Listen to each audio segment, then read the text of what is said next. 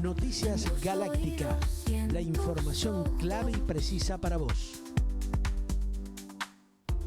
Bueno, gente, vamos viendo hora tras hora cómo se va reacomodando el Ejecutivo argentino luego justamente del shock eleccionario político del último fin de semana, y justamente es oportuno el momento para charlar con una analista política, la colega periodista Candelaria de la Sota, que ya está en línea directa con nosotros. ¿Cómo estás, Cande? Un gusto saludarte, bienvenida, ¿eh? ¿Cómo va eso? Hola Pedro, ¿cómo estás? Bien, Qué bien. gusto saludarte. Igualmente, Cande, para nosotros es una gran alegría siempre poder tenerte cuando, bueno, disponés de algunos minutos, porque sabemos que andás por todos lados de aquí para allá, y más en estos tiempos que corren, donde realmente cada minuto hay realmente una novedad nueva, impactante en la Argentina, ¿no?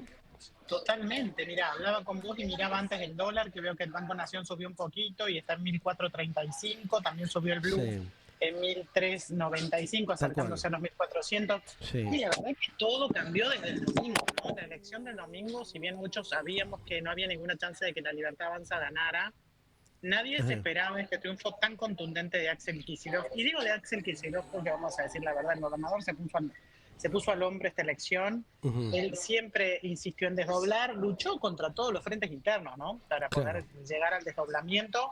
No fue fácil, Ni claro. Cristina ni Ujú. Massa querían que desdoblara, porque Sí. bueno, la lectura que hacían de la actualidad y de la realidad política era otra. Ajá. Y la verdad es que al gobernador le salió impecable. Claro. ¿Cuánto hay de esfuerzo? No lo dudo. ¿Cuánto hay de suerte? Tampoco lo Sí. sabremos Un, nunca.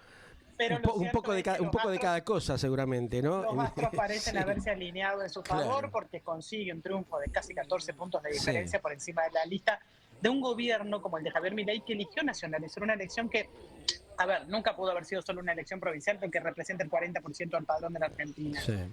Pero podrían no haberla nacionalizado desde el gobierno nacional, no haberle dado tanta importancia. Se la Claro. dieron y se les volvió como un boomerang, Sí. la verdad. Se le Les vino todo, volvió como un se le vino todo en boomerang muy contra, claro. difícil, Ajá.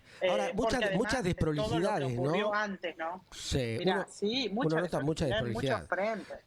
O sea, El otro día ahora, hablaba con un analista del mercado que me decía, a ya ver, no me sorprende, me pregunto cuántos tiros en el pie se puede pegar el gobierno hablando de lo estrictamente financiero. sí, Y yo le decía, ¿cuántos pies tiene el gobierno? Porque la claro. verdad es que es una detrás de otra. Ajá. Se van pegando tiros en el pie con el desarme de las leyes, la suba de la tasa, el aumento de las encajes, todas las decisiones que tienen que ver con lo financiero para tratar de frenar un dólar Ujú. que hoy ya se les disparó y ya se les viene disparando desde ayer, para evitar que eso se traslade a precios, y al final todo te parece indicar que el control, digamos, la contención que lograron para la inflación, que nadie la desconoce y es real, Sí. no Ujú. fue una razón suficiente para que la gente lo votara. Claro. Y lo que pasa es que hay mucho enojo, ¿viste? O sea, destruir la clase media, complicar todo el tema productivo, con la cuestión de las importaciones descontroladas, el desmanejo que hay también en muchos organismos.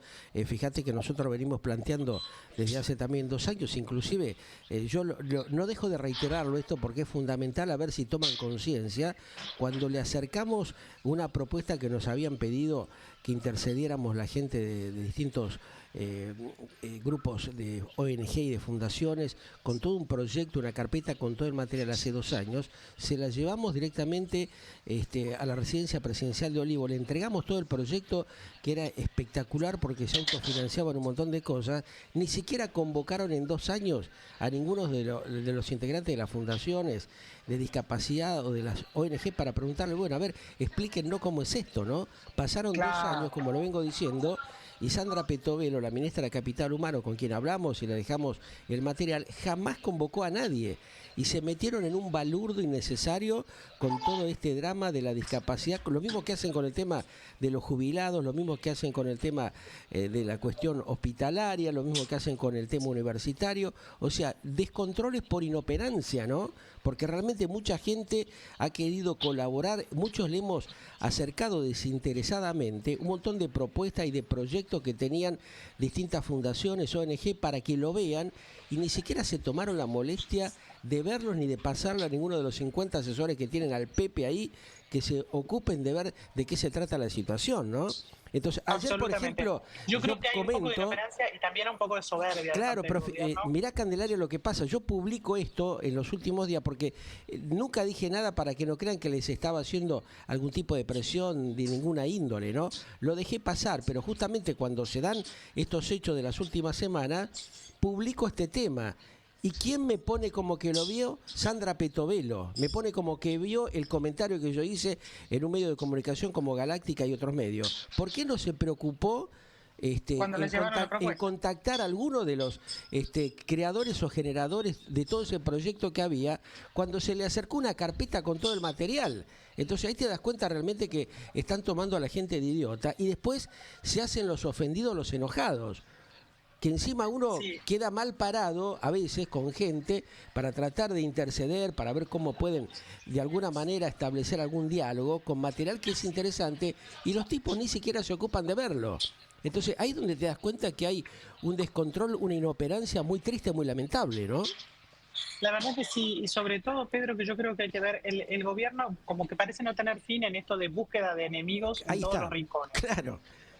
El gobierno es como que quiere dar todas las batallas y enfrentar todas las peleas, y donde hay alguien que lo ofende, no deja pasar una, no pone un manto de piedad y dice, lo veo más tarde, no, quiere dar todas las batallas. Claro. No creo que nadie en su vida pueda dar todas las batallas que se le ponen en el camino. Imposible, claro. Pero el gobierno parece decidido a que sí, a que no, como si fuera una persona con problemas de regulación emocional, que no deja pasar una, ¿no?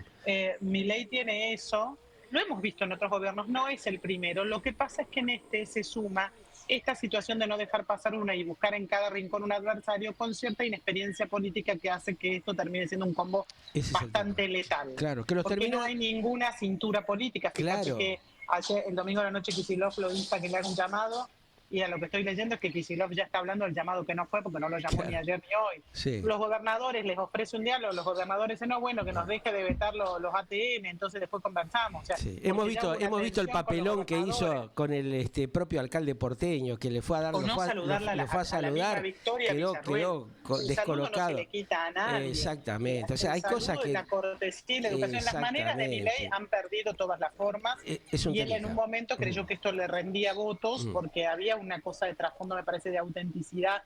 La gente percibía esto como algo genuino y su rebeldía tenía algo de rockstar que enamoraba a determinados sectores, sobre todo los más jóvenes, que convengamos son los que más se mandaron a votar a Milei, que coincidieron en que encontraron ahí como una manera de encauzar la rebeldía. Sin embargo, ya tiene que estar cumpliendo funciones de presidente hace un año y medio, tiene que cuidar la institucionalidad y hoy no parece que esto al gobierno le preocupe de ninguna manera. Lo único que vimos como un acto de sensatez y de sentido común fue que el gobierno, el domingo a la noche, el propio Milei elige hablar y elige decir, bueno, nos equivocamos, vamos a arreglar algo. De lo político le duró poco, porque por toda la información que tenemos todos es que Karina logró imponerse una vez más, Sebastián Pareja va a estar consolidado ahí, los Menem no se van, o sea, el armado va a ser el mismo. Se afianzó de alguna manera Candelaria, ahora un heptágono de hierro. Antes era el triángulo, ahora es un heptágono. ¿Quiénes son los protagonistas, los laderos, al margen de lo que pueda ser Francos, o tal vez Petovelo, o algún que otro llegado, inclusive alguno de nuestros colegas que lo está fogoneando para que tome el rumbo equivocado? O sea, ¿qué es lo que pasa por la cabeza de un mandatario cuando se da cuenta que la gente le está pidiendo que dé una vuelta de timón y no lo quiere hacer? Porque evidentemente uno entiende que hay ciertos compromisos internos y que eso va desinflando la credibilidad social, como es lo que se ha dado el fin de semana. Pero realmente seguir perdiendo tiempo, seguir dilatando las cosas, ¿no es complicar más de lo que está la situación de la República? Hace un año o hace unos cuantos meses largos te diría que la frase que más escuchábamos nosotros era que la oposición estaba trabajando para Milei, porque hacían todo mal y trabajaban para que Milei ganara. Hoy te diría que es al revés. Milei hace todo para que a la oposición le vaya bárbaro. Es como que uno entra en una espiral de errores y no puede salir de ahí. Para los políticos es difícil salir de su círculo rojo de confianza y empezar a escuchar otras voces, porque bueno, son vínculos que se construyen, hay una cotidianeidad, es como si a vos, tu familia, tus hijos, tus hermanos, tus padres, tu mujer, tu pareja, tus primos, la gente cercana, de repente, con la que convivís todos los días, o tus compañeros de trabajo, de repente te digan, che, mirá, la verdad que te está mandando una macana. Claro. Y hay que saber frenarse, escuchar y prestar atención a lo que están diciendo. Lo que pasa es que en este caso el Círculo Rojo no se lo va a decir, el que se lo dice es la gente, el Claro. pueblo, los votos, Y bueno, pero y eso es difícil justamente. a veces de escuchar, Ujú. reconocer que uno está metiendo la pata. Ajá. Ahora, El entorno más chico sigue siendo Karina, acompañada de los Menem, Lula y Martín, claro, y de Sebastián Pareja para el armado. claro, Sigue la disputa entre Karina y Santiago sí. Caputo. La esperanza era que Santiago Caputo tomara un poco la batuta después de la derrota Ujú, tan contundente del domingo. ujú, No va a pasar. claro, Santiago Caputo está de nuevo desilusionado. El ujú. armado que él proponía era diferente. Él proponía no nacionalizar la elección y no O sea quería que que el quiere armado. dejar todo otra vez en el freezer, seguir con las mismas malas costumbres y no cambiar como Y para ver volver a generar un mínimo de nueva confianza de la sociedad que realmente está en una situación, muchos de los argentinos, en un cuadro de desesperanza y de desesperación socioeconómica muy grave, ¿no? Entonces, eso es lo que te iba esto, a decir. Tenés tres o cuatro patas en lo que podrían explicar lo que ocurrió el domingo y que podrían llegar a explicar lo que puede ocurrir en octubre si esto se mantiene así. Por supuesto, todavía nos faltan 7 largas semanas, pero si sí. nada cambia, todo parecería indicar que van a seguir en este camino.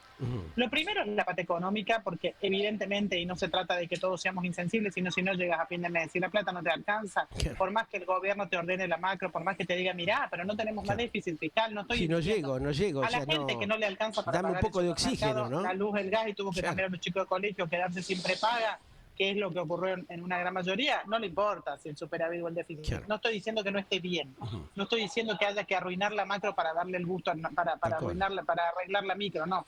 No hay que malinterpretarme, sino que realmente esto no derrama. Lo que pasa en la macro, lo dijo el mismo Franco, que fue el único tal vez que hizo un poco de autocrítica, Ajá.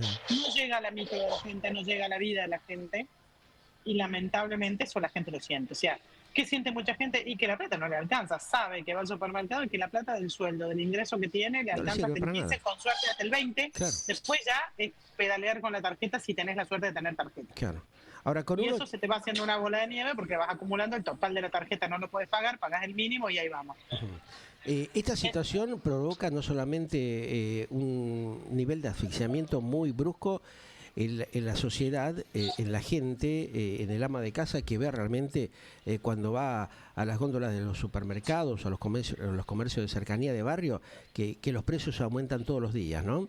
El descontrol, la falta realmente de tener una visión para ver realmente cómo emprolijan esta cuestión a lo largo de estos 2 años no lo hemos visto nunca, ¿no? O sea, liberar el mercado como se liberó, pero por otro lado metés casi un 86% en una tasa que te frena toda la productividad industrial local y eso te va conformando distintos cuellos de botella. Claro. Ninguno de los economistas, más él siendo un hombre que conoce de economía supuestamente y de los colaboradores cercanos que tiene, que son muchos de ellos hombres que han estado en otros gobiernos y han atravesado este tipo de situaciones y saben cómo termina. ¿Cómo es que no le explican y no le dicen claramente que se va a pegar, como quien dice, la cabeza contra la pared, ¿no? Que va a golpear contra un iceberg? Y la verdad es que es difícil, ¿no? Porque Milei es un hombre con un concepto de la economía en abstracto. Me da la impresión que la economía real, el ir al supermercado, el pagar las cuentas, eso no, es como que no tiene enraizamiento. Él Ujú, concibe la economía como una cuestión de teorías y en abstracto todas las teorías deberían funcionar.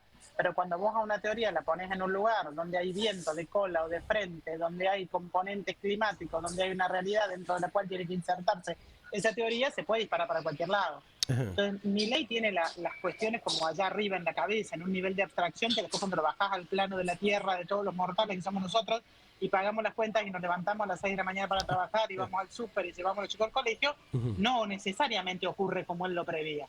ujú, Hoy hablaba con Carlos Melconian, ajá, conversábamos por la radio en una sí, entrevista muy interesante, en la ajá, cual él decía, yo no estoy a favor del cepo, decía, pero el gobierno se envalentonó en levantar el cepo cuando no era indispensable. claro.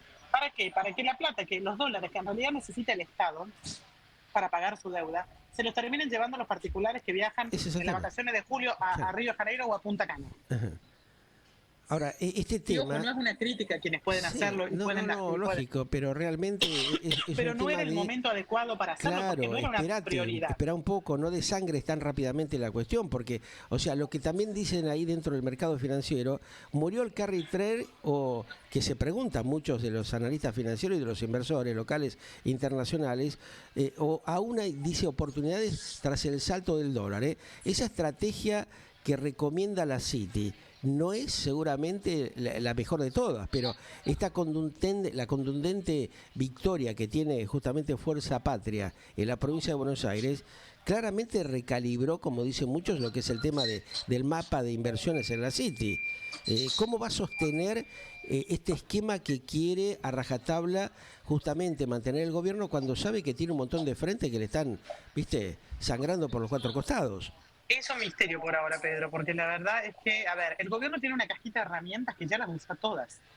Vamos a ver. Primero que hizo fue empezar a intervenir en el dólar futuro. Lo sigue haciendo.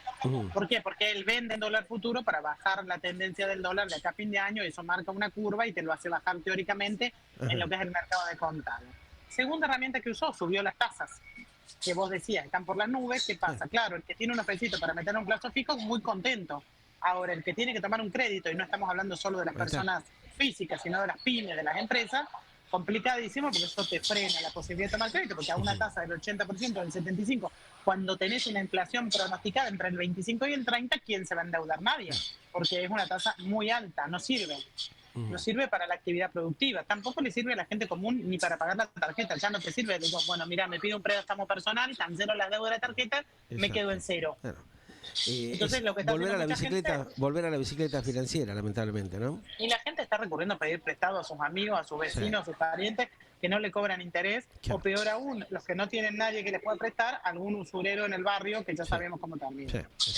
Entonces, lo que después dijo, no, bueno, vamos a quedarnos con pesos en los encajes, porque organizó todo el despelote del desarme de la LEFI, que es verdad, lo heredaron, pero también no lo podías patear un poquito más para adelante cuando fuera el momento indicado. Bueno, ahí está. Desarmamos las LEFI, quedaron 15 billones, o sea, 15 millones de millones dando vuelta de pesos en un mercado que tranquilamente te pueden ir al dólar, pero el gobierno no quiere que se vaya al dólar. ¿Qué hacemos? Bueno, le vamos a obligar a los bancos a que dejen inmovilizado el 53,5% de la plata que está dando vuelta por la calle, que quede. Nunca hubo tanta plata, nunca en la historia hubo más plata inmovilizada en las arcas del Banco Central, en las cuentas de los bancos en el Banco Central para encajes, que en la calle. Es la primera vez en años que pasa esto. ¿Por qué? Porque vos querés evitar que haya pesos dando vuelta para que no se te vayan al dólar. Bueno, entonces compraste en futuros, vendiste en futuros, perdón, subiste la tasa, aumentaste los encajes, ahora vendés en el mercado de contado, en el spot.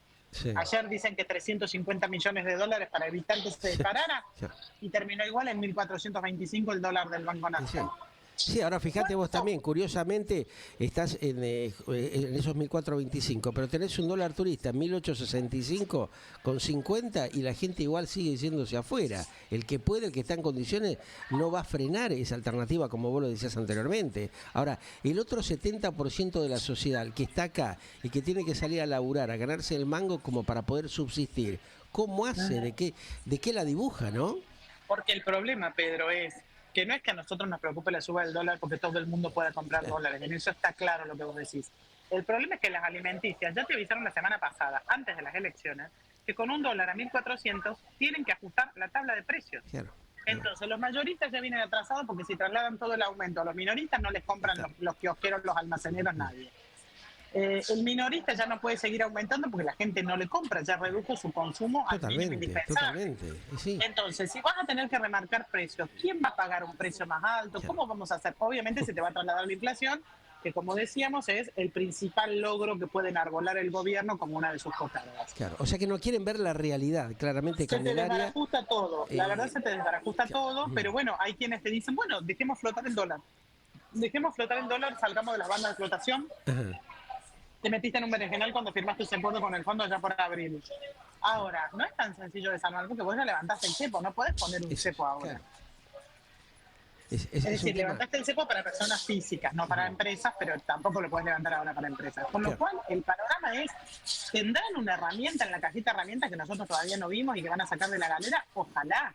Por ahora, lo que dicen los analistas de la Citi es que no ven cuál es el as bajo la manga que puede llegar a tener el gobierno para tratar de contener esta situación. Mientras tanto, ¿qué pasa? Hay un stand-by, un deterioro tremendo de la economía y de la productividad regional, y eso evidentemente después de octubre, que realmente la van a tener bastante difícil también, porque la prueba está lo que ha pasado el fin de semana, puede terminar en cualquier cosa. Hay un desborde, le explota todo. Económicamente, ¿cómo hacen? Te diría que de acá en adelante el título que se me ocurre, por lo menos para los próximos días, es la incógnita de las próximas 7 semanas. Porque por ahora lo que tenemos es una incógnita de qué va a hacer el gobierno en terreno económico. En principio lo que dijo es que no va a cambiar el rumbo, pero ¿cuánto tiempo puede sostener esto? Mañana el gobierno tiene que salir a renovar vencimientos en pesos por 7 billones de pesos y tiene que intentar no tener que pagar una tasa más alta que la que pagó la última vez. Y ese va a ser un desafío. Yo te diría que mañana el mercado va a responder. Hoy está respondiendo que rebotan un poco los bonos, un poquito las acciones, si bien el dólar sigue subiendo, el día está un poquito más calmado que ayer. Ahora, mañana es día D. ¿Y qué va a pasar después? ¿Qué va a pasar mañana cuando la licitación de que pagaron una tasa más alta que la última? No tengo la menor idea, ya es imposible para mí, sería hacer futurología indefinible, y tener la bola de cristal, decirte, y a eso le sumamos la incertidumbre de que no sabemos si efectivamente algo va a cambiar en el terreno político, si los gobernadores le van a aceptar el convite, si se van a sentar a dialogar con el gobierno, si el gobierno... Hay mucho enojo, los gobernadores están muy enojados, ¿no? Por el fogoneo que han tenido, un mandatario que viaja más afuera que al interior de su propio país, que no establece un diálogo, están haciendo las cosas mal al revés, ¿no? O sea, ¿quién lo asesora a Milei? Habría que preguntarse, ¿no? La hermana, los Menem, Caputo and Company, y el resto de los ladros que tiene, ¿realmente lo están asesorando adecuadamente al presidente para sacarlo de esta hecatombe a la cual nos están llevando? Parecería que no, todo parece indicar que no, pero bueno, el presidente es un hombre desconfiado y solamente confía en su círculo rojo, como decíamos hace un ratito, y bueno, además él está convencido del rumbo y no creo que sea alguien tan flexible para modificarlo. Es difícil saber cuál va a ser el camino, pero yo creo que hay que esperar de acá al viernes, porque lo que ocurra mañana en el mercado y las decisiones políticas y los vaivenes políticos que pueda tener entre mañana, jueves y viernes, ya tendremos un panorama más claro para la semana que viene. Pero lo cierto es que estamos en un escenario de pura incertidumbre, Pedro. Muy complejo, muy complejo. Es muy complejo. Más lo que está planteando la propia gente del Fondo Monetario Internacional, ¿no? Que les hizo llegar un par de mensajes que, bueno, no son muy alentadores tampoco. Le está diciendo, bueno, no son muy alentadores. Revean ciertas cosas porque realmente el tema social está en rojo totalmente, ¿no? Y no solo eso, sino también que la mirada que hay desde afuera del gobierno. Yo leía un informe de Barclays, uno de los bancos de inversión, que decía un león golpeado en el sur, como diciendo que realmente vieron que el golpe del domingo fue duro, y esto lo están reflejando los medios de todo el mundo. Claro. Los diarios de los principales lugares a donde a la Argentina le interesa mostrar sus resultados económicos, como reflejando realmente lo que ocurre, que es que no alcanza con domar la inflación, que no alcanza con haber controlado la inflación, que es un logro importante. El gobierno aporta sin duda de que... pero hace falta algo mínimamente de lo demás, no en prolijar el resto de las cosas. Pero con eso no resuelves el problema de fondo. Que la actividad económica crezca, que haya confianza. Y eso se logra en buena medida también con algo que le vienen reclamando al gobierno y que creo que es el principal componente de dudas e incertidumbres en estas últimas horas, que es: ¿por qué el gobierno no tiene un poco de diálogo con la oposición? ¿No logra consensos? ¿Por qué no logró aprobar el presupuesto el año pasado? ¿Por qué?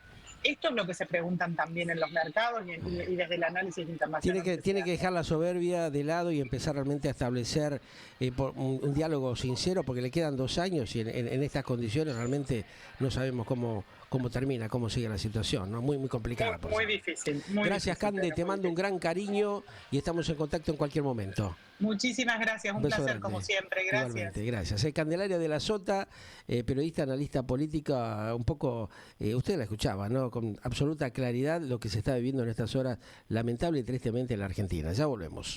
Estás conectado con la onda mundial de